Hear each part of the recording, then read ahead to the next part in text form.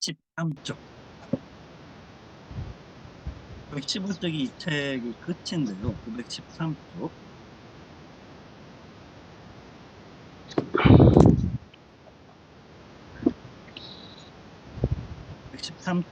그 시작하는 중간. 나는 이 모든 것을 다소 체계적이고 간결하게 설명했지만 사실 이것은 수세기에 걸쳐 시간을 통해 간격을 두고 펼쳐지는 일련의 복잡한 결단입니다. 나는 다소 응축적이고 수많은 사건들과 그 계기와 관련해 추상적인 형태로 고대 사회에서 헬레니즘 제정 시기부터 자기를 경험하는 장소와 자기 단련의 계기로 현실을 생각하게 만든 운동을 설명하려고 시도했습니다. 그래서 만약 우리가 가정이 아니라면 적어도 기준의 자기고, 아무튼 가정 이상의 것이지만 논지보다는 조금 낮은 자격으로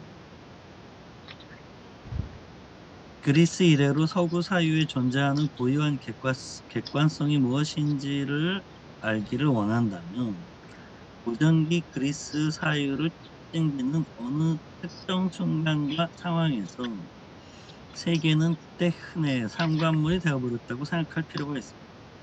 다시 말해서 일정한 시기부터 테크닉 혹은 다양한 기술들을 특징짓던 상당수 기제들과 목표들에 힘입어 인식되고 측정, 대우되기 위해 세계가 사유되기를 멈추었다고 말할 수 있고, 그래서 서구 사유의 고유한 객관성의 형식이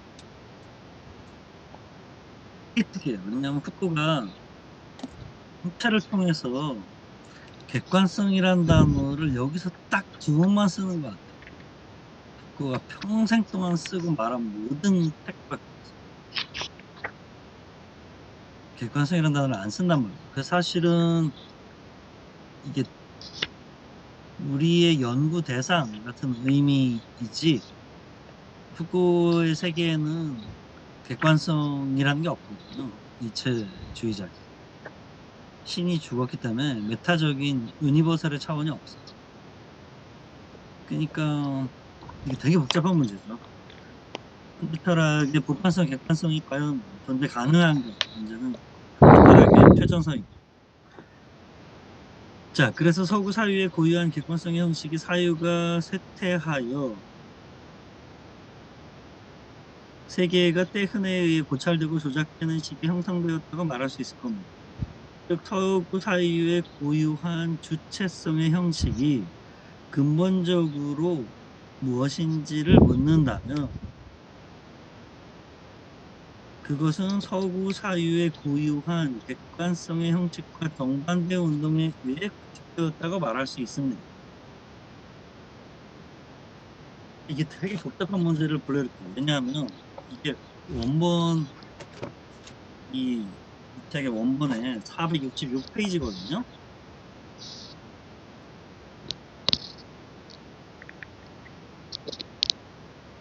(466페이지를) 보면 그 위에 객관성이란 첫째 줄의 객관성이란 단어는 원서의 466페이지에 나와요. 466, 455 마지막 줄, 466페이지 첫 줄에 옵젝티비테라고 후코가 썼어요. 근데 여기 즉 서구 이 세 번째 줄의 첫 번째 주체성은 주체성 맞는데 네 번째 객관성은 주체성인데 이게 옮기시면서 오역을 한 거예요. 오타예요. 그러니까 여러분은 그 네 번째 줄의 객관성을 주체성으로 바쳐야 돼요. 원본이 그렇게 돼 있거든요. 다시 읽어보면 서구 사회의 고유한 주체성 형식이 근본적으로 무엇인지를 묻는다면 그것은 서구 사회의 고유한 주체성의 형식과 정반대의 운동에 의해 구축되었다고 말할 수 있습니다.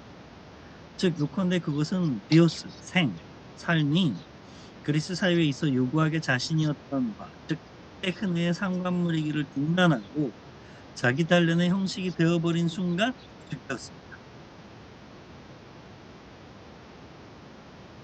그러니까 주체라는 게 시간과 역사를 초월하는 불변의 상수가 있는 게 아니라 각각의 시대마다 달라지는데 이 경우에는 자신의 여집합에 의해서 자신이 규정됐다는 말을 하는 거죠.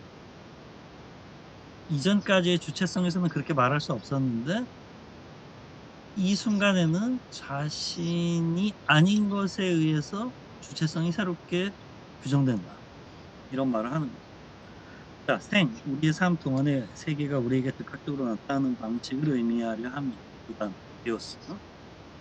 비오스가 단련, 에프레브, 시험이라고도 뭐 해도 됩니다. 단련이라는 것은 두 의미로 이해돼야 합니다. 첫째, 경험이라는 의미에서 단련입니다. 다시 말해서 세계는 그것을 통해 우리 자신을 경험하고 인식하고 발견하며 또 그것을 통해 우리 자신을 우리 자신에게 드러내는 그러한 것으로 인정됩니다. 둘째, 이 세계와 이 비오스는 출현이라는 의미에서 단련이란 말이죠. 다시 말해서 세계는 그것에 입각해서 그것에도 불구하고 그것에 힘입어 우리 자신이 우리 자신을 형성하고 변형시키며 목적이며 구원을 지향 우리 자신을 완성하는 쪽으로 나아간다는 의미에서 단련입니다. 세계가 비오스를 통해 경험이 되고 이 경험을 통해 우리 자신은 그러한 우리 자신을 변형시키고 이게 핵심이에요. 우리 자신을 변형시키고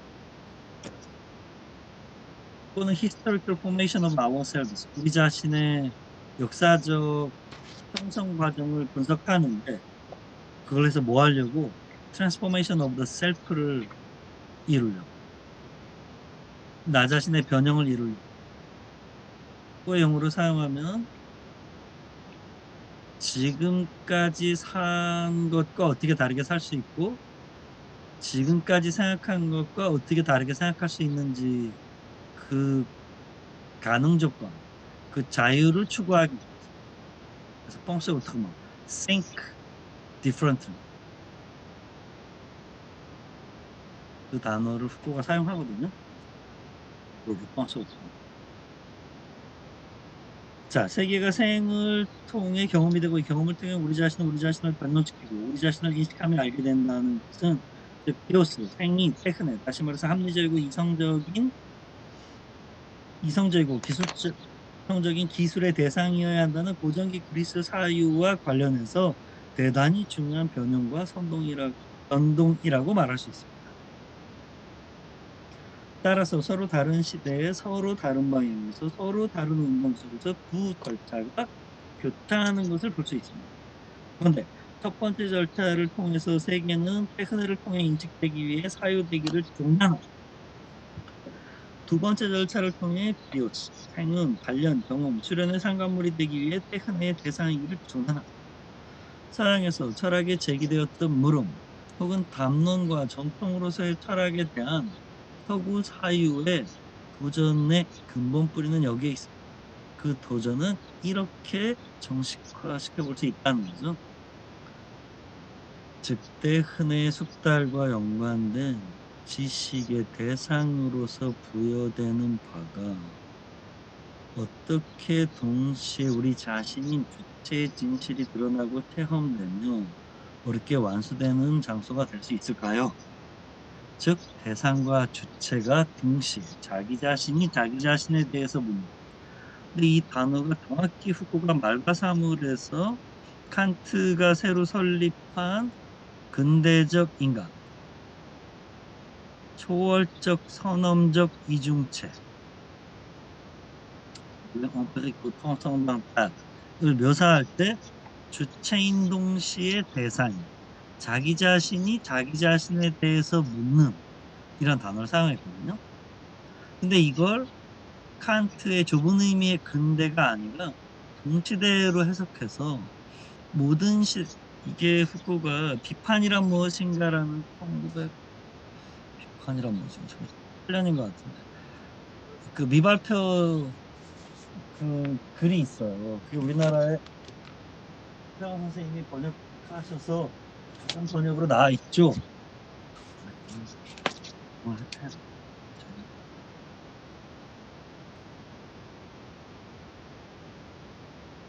자, 비판이란 무엇인가라는 여기 자기 수양하고 같이 묶여 있는데 이게 딱 같은 시리즈예요.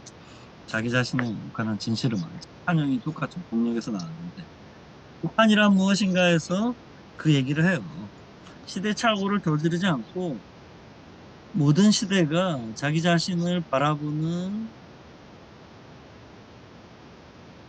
시선의 역사, 관점의 역사를 쓸 수 있다고 생각합니다.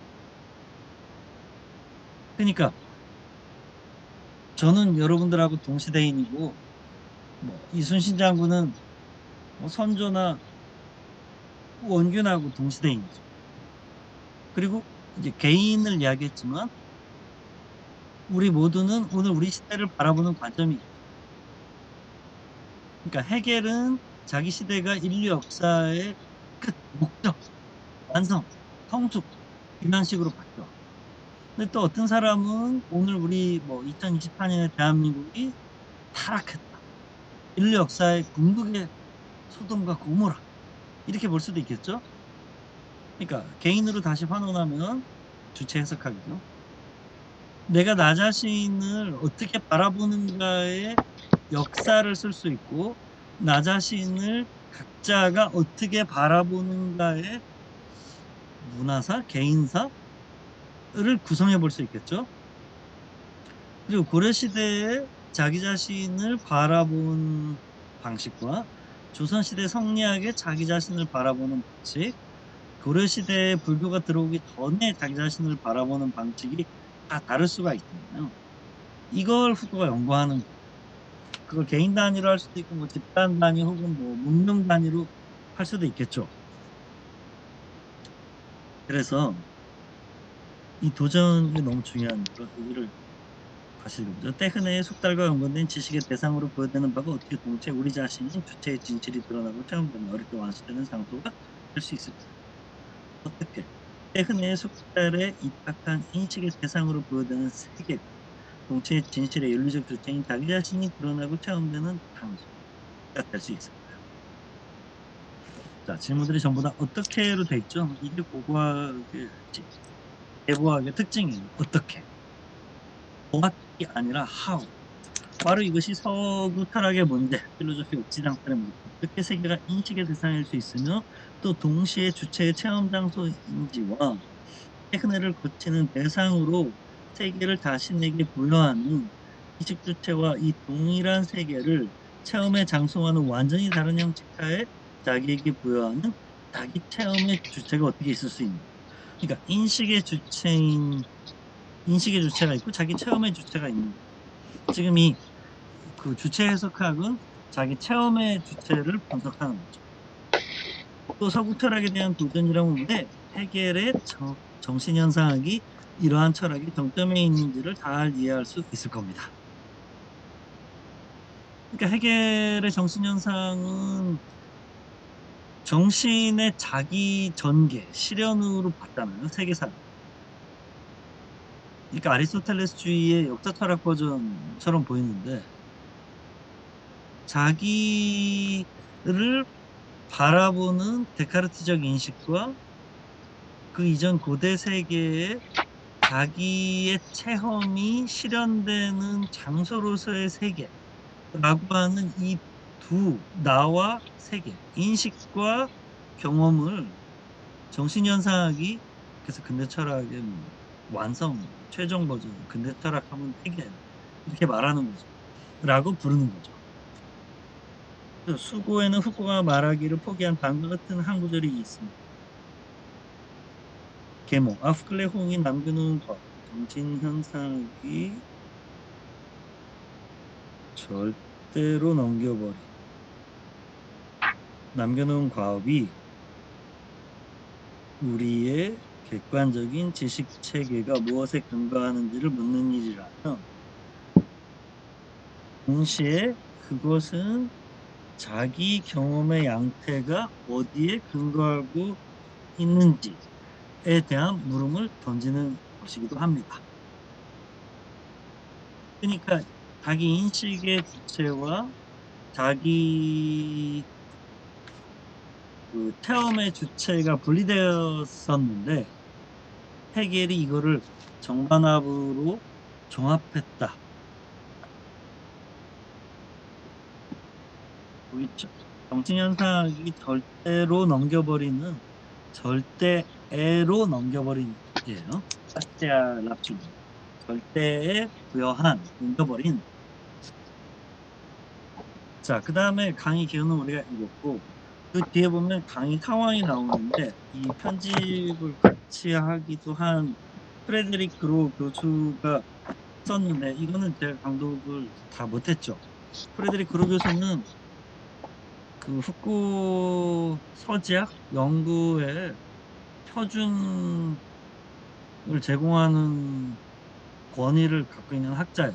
이 프레드릭 그로 그 교수가 고등사범학교 나온 사람이고, 그 제 박사학위 논문 심사위원장이기도 하죠. 아주 뛰어난 학자입니다. 이 정통적, 그러니까 철학적인 해석의 궁극이 들레즈, 제가 번역한 들레즈의 후코가 가장 강력한 영향을 미치고, 해설서는 디디에 리보니 쓴 미셸 푸코 1926, 1984. 그다음에 역사학자가 쓴 아무도 후코 사유에 대한 가장 좋은 인문은 폴 벤느가 쓴 그 절판대 때 새로 나왔는데 제목이 잘 미셸 푸코의 옛날에는 3과 4상인가 뭐 그랬는데 하여튼 뭐 그 비슷한 폴 벤느 폴 벤느 푸코 이렇게 치면 되게 뜹니다.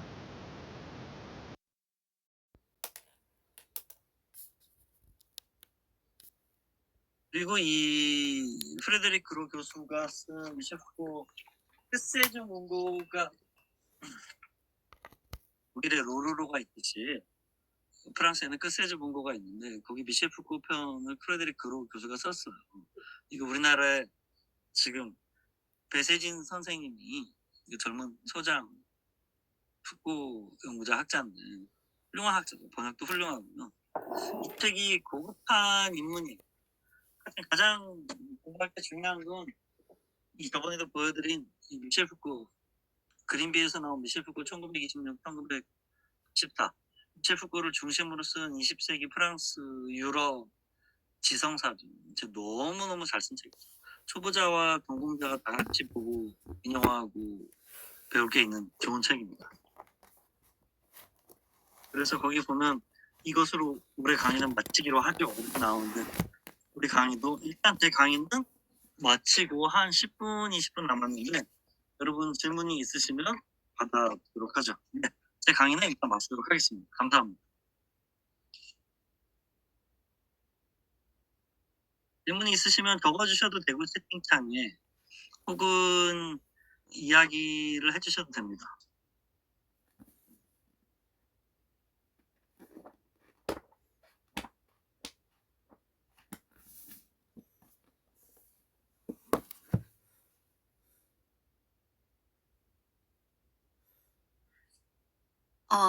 많은 학자들이요. 제가 질문하겠습니다. 네네.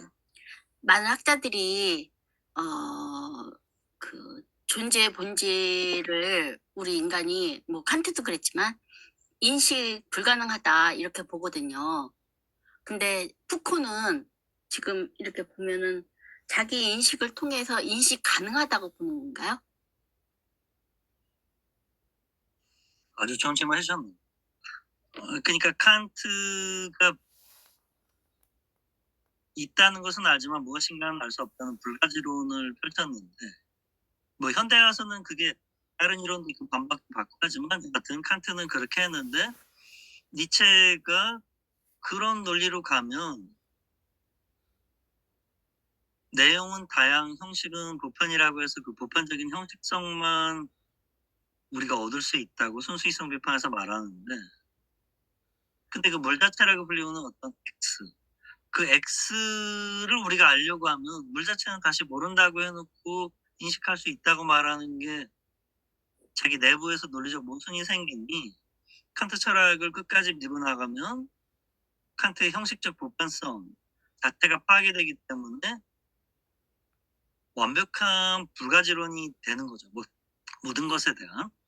근데 그 완벽한 불가지론이라는 것 자체도 니체가 볼 때는 쇼펜하우어의 제자니까 쇼펜하우어가 칸트를 바로 그렇게 해석한 거고. 그러니까 그 물 자체는 모르는데 물 자체가 현상한 게 이성적인 그 무엇인가가 현상한다고 하면 해결이 되고, 그 물 자체가 비이성적인 의지, 맹목적인 의지 그 자체인데 그게 나타난 건 표상이라고 부르면 쇼펜하우어가 되는데, 니체는 쇼펜하우어의 표상, 의지와 표상으로서의 세 개 계열이니까 이걸 니체가 더 밀고 나가서, 그렇다면 결국 우리가 보편적이라고 믿는 그러니까 세계를 구분하는 그 질서 그 자체가 우리의 힘의 의지의 장치이자 장이자 효과가 아니겠는가. 그러면 보편성 개념 자체가 보편적이지 않고 오직 정치적인 힘의 의지의 장치이자 발현이 아니겠는가. 이렇게 되니까 완전히 각각의 틀들만 있게 되는 거죠. 그러니까 후쿠가 지금 소크라테스가 얘기한 자기 인식과 자기 배려라는 두 날개를 회복해야 된다는 식으로 얘기하는 건, 플라톤이 겪은 것처럼 소크라테스가 순진하게 믿은 것처럼 자기 인식을 할 수 있어서가 아니라 자기를 어떻게 인식한다고 믿는가에 따라서 다른 인간이 생산된다, 이 말을 하는 거죠. 그러니까 실제 인식할 수 있건 없건 상관이 없는데, 후쿠가 하는 말은 이런 거에 가까운 거죠. 인식한다고 믿으면 어떤 인간이 되고, 인식할 수 없다고 믿으면 어떤 인간이 되는가의 차이를 분석해 볼 수 있다는 거죠. 인식할 수 있든 없든가.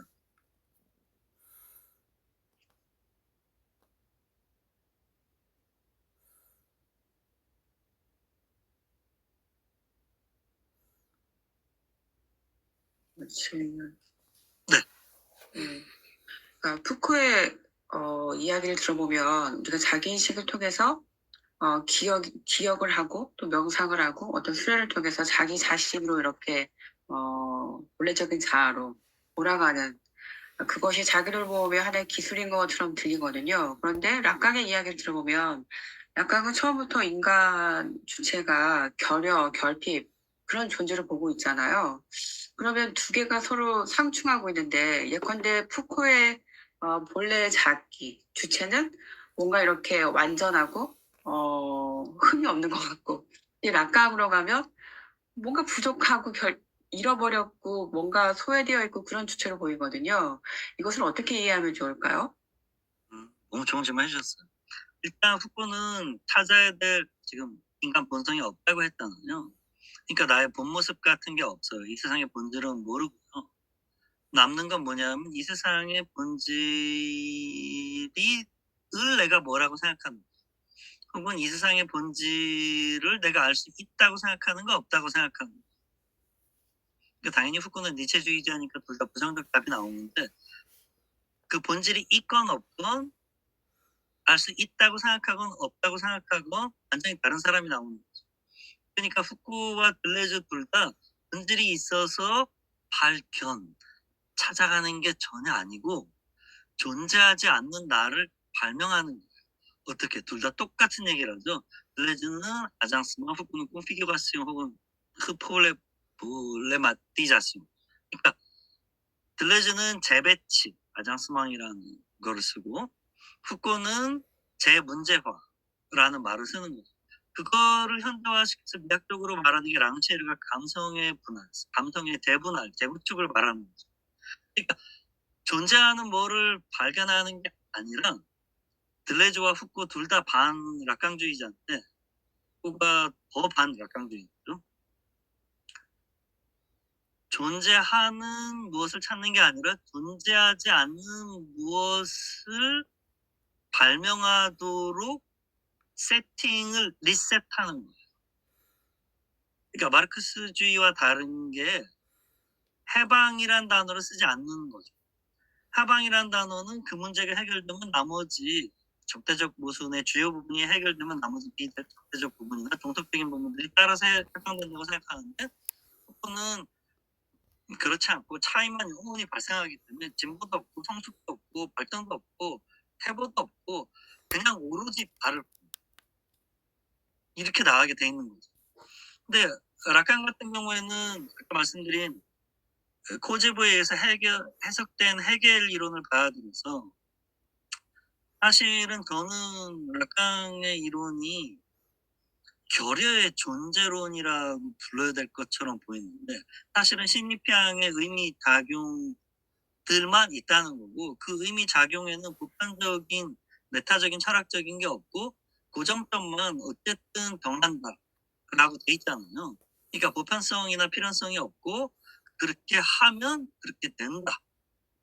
그게 아마 상징계 시스템이겠죠. 상징계가 못된 게 상상계고 상징계가 못 다루는 게 실제계라고 볼 때 그 삼각형 로메오 매듭이 만들어질 때 결의 존재론처럼 보이는데 그게 헤겔이 이야기했듯이 인간은 나무 토막도 아니고 의식이 없는 나무 토막도 아니고 완전한 대자 존재인 하느님도 아니기 때문에 끊임없이 현실과 현실을 바라보는 의식 사이에 거리가 소외가 발생하니까 이 자기 소외를 메우려고 하는 인간의 욕망이 기본적으로 가정돼 있고 그 욕망을 메우려고 하는 행동을 노동이라고 불렀으니까 이 결여는 영원히 없어지지 않는 영원히 없어지지 않고 계속 그거를 충족시키려고 하는 행동만 있는데 이런 이론을 잘 아는 라깡이 이걸 에로스 그러니까 향연 심포지온을 분석하면서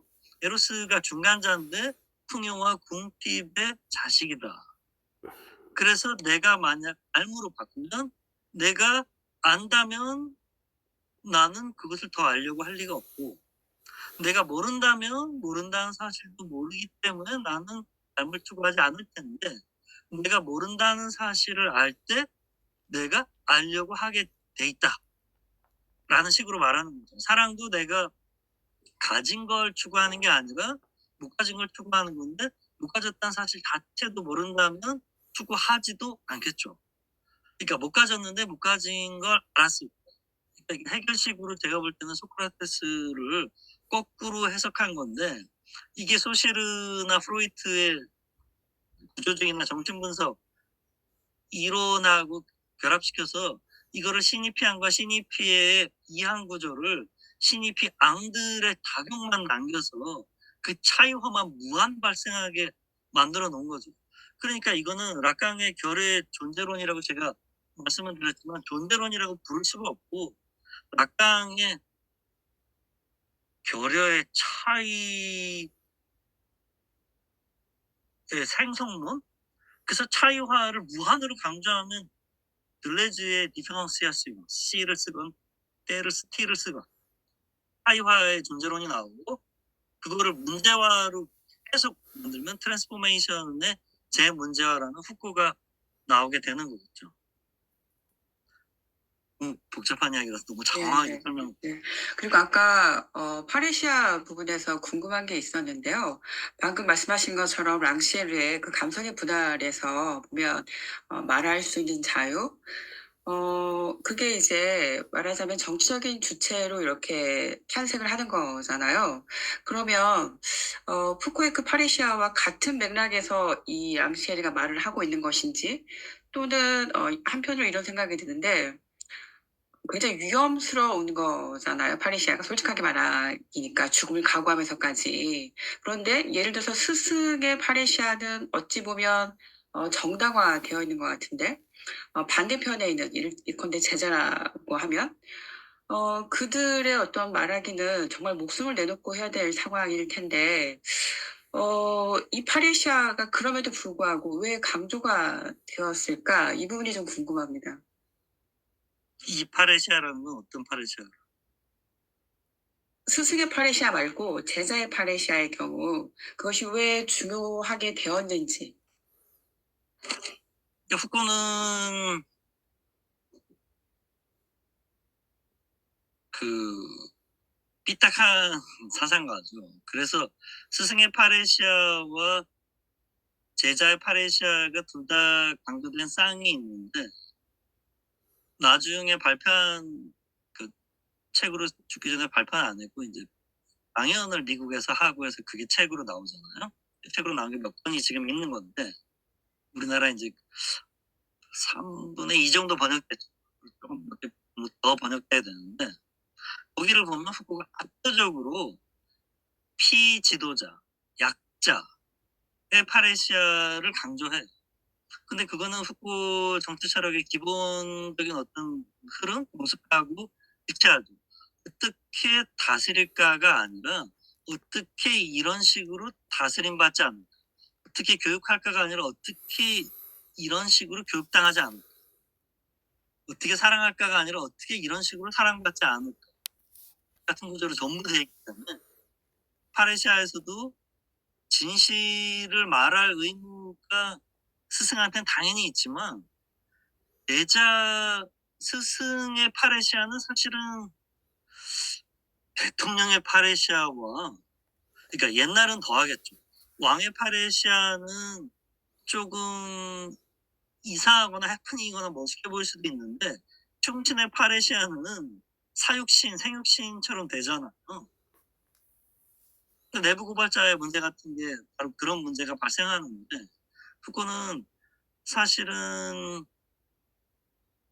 압도적으로 약자들의 파레시아를 말하고 있는데, 중요한 건 후쿠가 강자와 약자의 이분법 분할 자체를 거부하고 있기 때문에, 주디스 버틀러가 얘기하듯이 젠더 트러블은 남자가 강자고 여자가 약자고를 실체화하면 안 되고, 그 역할 구분 자체를 계속 헷갈리게 만드는 실정이잖아요. 그래서 사실은 강자에 대한 것도 말할 수는 있어요. 근데 아무래도 일반적으로 약자에 대한 부분을 후쿠가 더 강조를 한 거죠. 약자, 강자는 사실 파레시아라고 말할 수도 거의 없게 되지 않나요? 근데 그 랑시에르 같은 경우는 이제 시간에 관해서 말을 하잖아요. 그러니까 어떤 감성의 분할이 가능하려면, 그러니까 프롤레타리안 경우 그러니까 말할 수 있는 그런 시간이 있어야 되는데, 그 시간의 부족 때문에 이제 계속해서 어떤 정책 주체가 되지 못한다고 이야기를 했었는데, 푸코도 그런 부분에 대해서 언급이 있나요? 랑시에르는 후쿠가 거의 죽고 난 다음에 뜨기 시작한 사람이라서 직접적인 언급은 당연히 없고요. 근데 그 두 사람의 스승이 모두 알티세르잖아요. 그러니까 알티세르가 18년생이고 후쿠가 26년생이고 랑시에르가 40년생 정도 되는 것 같은데, 정확하게 제가 지금 이미지의 운명을 강독하고 있는데, 랑시에르 나오네.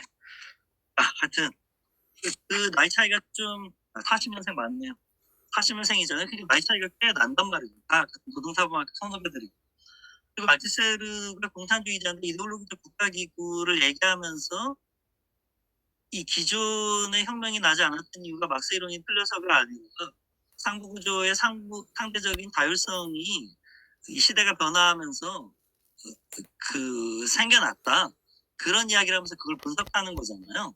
그래서 일자를 그러한 방식으로 새롭게 읽는 건데, 후보는 공산당에 50년에 입당했다고 54년에 탈당하면서 완전 안티 마르크스주의로 돈단 말이죠. 그래서 들레즈나 데리다는 마르크스를 계승해서 재해석하려고 하는데, 후보는 그냥 무시하거든요. 그래서 아예 다른 길을 걸어요. 그러니까 후쿠가 그렇게 하면 반공주의자가 되는데, 반공주의자가 되면 우파가 될 것 같지만 아나키스트 좌파였단 말이죠. 근데 공산주의자가 됐다가 아나키스트 좌파, 흑색이 되는 거죠. 벽색에서 흑색이. 그래서 사실은 그 지금 알티세르, 후쿠, 데리다는 30년생이고 31년생이겠죠. 그리고 부르디에, 랑시에르, 이 사람들이 거의 비슷한 얘기를 하는데, 이게 사실은 다 랑시에르가, 그러니까 알티세르가 짜준 그 틀 안에서 사유한다고 볼 수 있는 부분이 있잖아요. 그래서 지금 이야기해 주신 거는 굉장히 의미가 있는 틀인데, 후쿠는 완전 안티 코뮤니즘으로 가기 때문에 여기에 대해서 실제적으로 랑시에르에 대해서는 언급할 수도 없게 되지만, 나이 차이가 많이 나니까 어느 걸로 주체되는 틱이니까.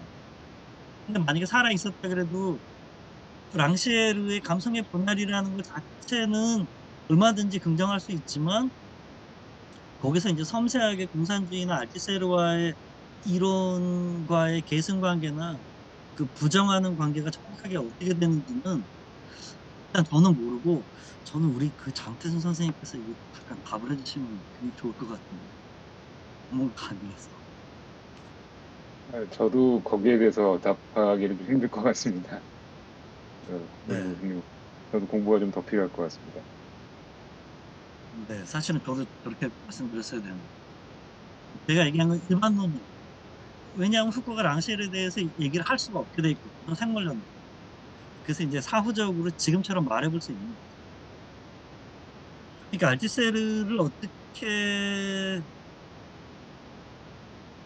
처음에는 받아들였다가 부정하면서 재구축하는가의 문제인 거죠, 이 사람들이 전부 다. 그리고 랑쉘은 후쿠오나 알티세르는 물론이고 후쿠오나 부르디에나 들레즈 책을 다 읽은 사람이잖아요. 근데 후쿠오는 들레즈 책은 다 읽었겠지만 데리다나 부르디에 책도 다 읽었겠지만 랑쉘의 책은 보지 못한 사람이니까 문의 차원은 좀 흥미를 구분해야 되겠죠? 그러니까 제 질문은 그러니까 제가 시간에 관한 그러니까 어떤 파리시아가 가능하기 위해서 시간성에 대해서 사유한 적이 있는가 혹은 언급한 바가 있는가라는 질문이었는데요. 그 질문이 정향하는 바는 어쩌면 이런 것인 것 같습니다. 지금 이제 사변 철학이라든가 신유물론에서 보면 푸코와 같은 담론주의자들이 비판을 받고 있는 것이 물질성에 대한 언급이 부족하지 않냐라고 하는 지점이 있는데요. 어쩌면 제 질문도 거기에 있는 것 같습니다. 그 정확한 지적이고 신인물론자들의 지적이 타당하다고 생각해요, 저는. 그러니까 후쿠오는 유물론자가 아니기 때문에 신유물론자가 뭐 그 누구든 간에 공감하기는 어려웠을 것 같고요. 그 중요한 거는 시간이라는 게 사실은 결국 여유 내지는 어떤 조건 자체가 혁명을 위한 조건이 형성이 되게 어렵다는 거잖아요. 근데 그런 이야기를 감시와 처벌에서 후코가 하긴 해요. 근데 비마르크스 사실은 반마르크스주의적인 방식으로 이야기를 하죠.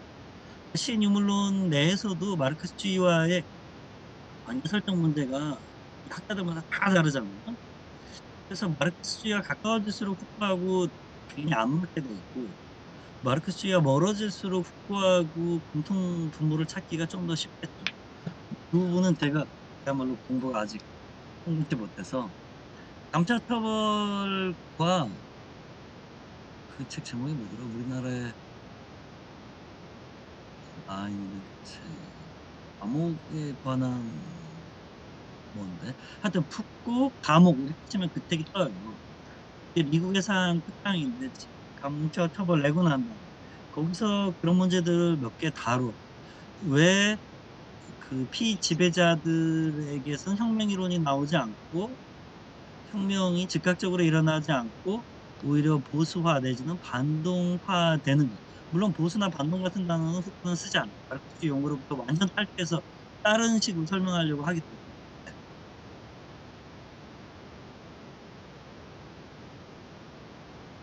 근데 이렇게 말할 수 있겠죠.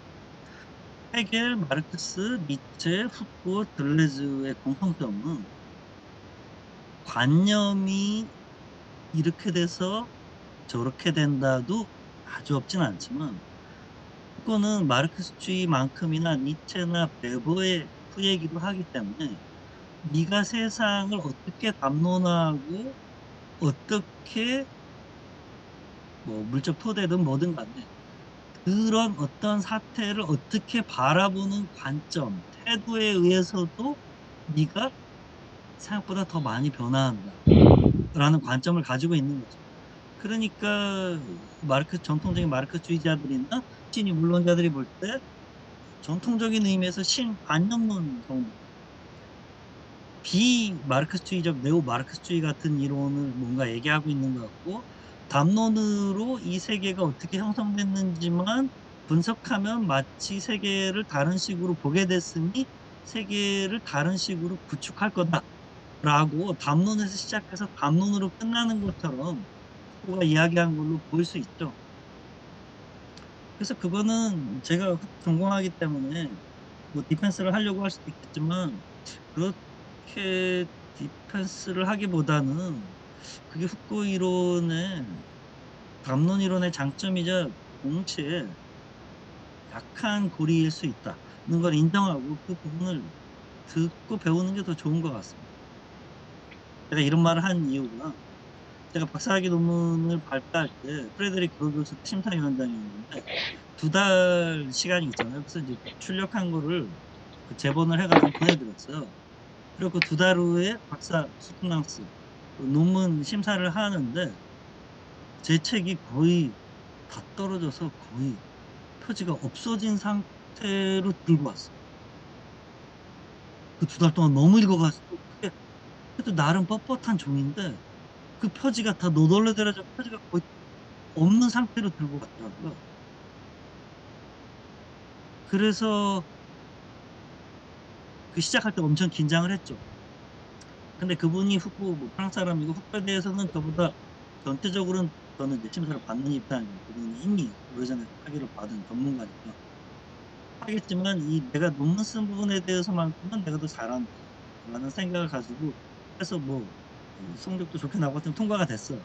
근데 그때 그 프레데릭 그로 교수가 저한테 이런 말을 했어요. 굉장히 논문이 훌륭하고 탁월하게 잘 썼는데 너무 아폴로제틱하게 써서 후쿠가 틀릴 수도 있는데 그것마저도 전부 다 후쿠 입장에서 보면 설득력 있게 써놨는데 물론 전공자이기 때문에 그렇게 하셔야 되지만 그게 과연 꼭 좋은 태도인지는 한번 생각해 보세요. 이렇게 얘기했거든요. 그러니까 논문을 쓸 때 심사를 받을 걸 아니까 그러니까 그 틀린 부분이 있거나 공격당할까 봐 되게 그 포교론적으로 쓰게 되는데 후쿠 옹호적으로 과연 꼭 그렇게 해야 되냐 이 말을 듣고 크게 깨닫는 바가 있었어요. 당연히 심사 받는 사람은 겁이 나니까 그렇게 정확하게 정교하게 후쿠 입장에서 뭐 이렇게 설명할 수 있다. 저는 뭐 그게 말이 된다고 생각하는데 그런 의지 자체가 후쿠 이론에 문제가 있을 수도 있는 걸 요새 말로 뭐라 그러나요? 쉴드 친다고 하나? 그런 태도가 학자한테 과연 꼭 바람직하기만 할까? 큰 울림을 줬습니다.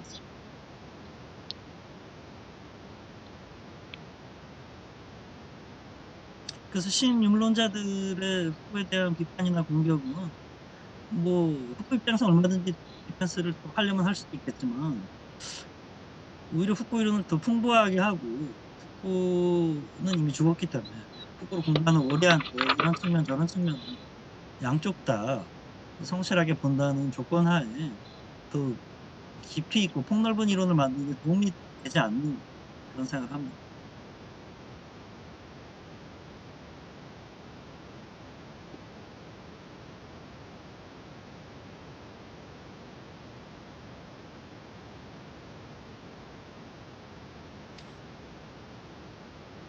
네, 이 질문이 없으신 것 같은데 시간도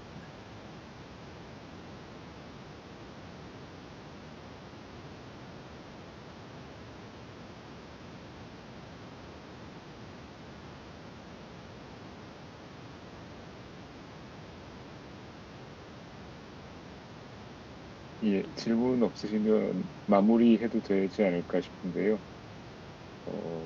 그동안 이제 8주 동안 이제 중간에 휴식 한 주를 포함하고 9주 동안 홍영 선생님께서 굉장히 열심히 열정적으로 강연을 해주셨는데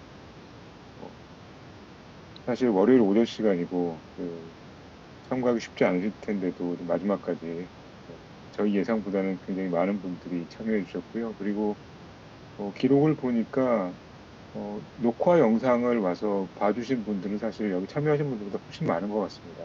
많은 분들이 계속 관심 가지시고 끝까지 참여해 주셔서 감사드립니다. 그리고 특히 쉽지 않은 강의를 마지막까지 열정적으로 해주신 허경 선생님께 다시 한번 박수를 드리고 싶습니다. 감사합니다.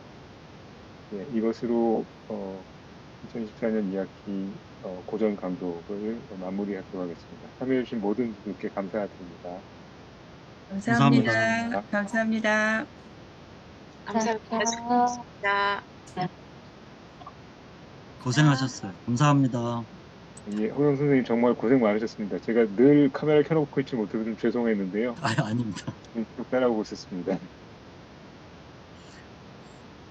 그 방 선생님도 그렇고 너무 고생을 많이 해주셔서 예, 조교 기다려 선생님들이 주셔서 사실 애를 많이 감사드립니다. 쓰셨, 예, 수고 많으셨습니다.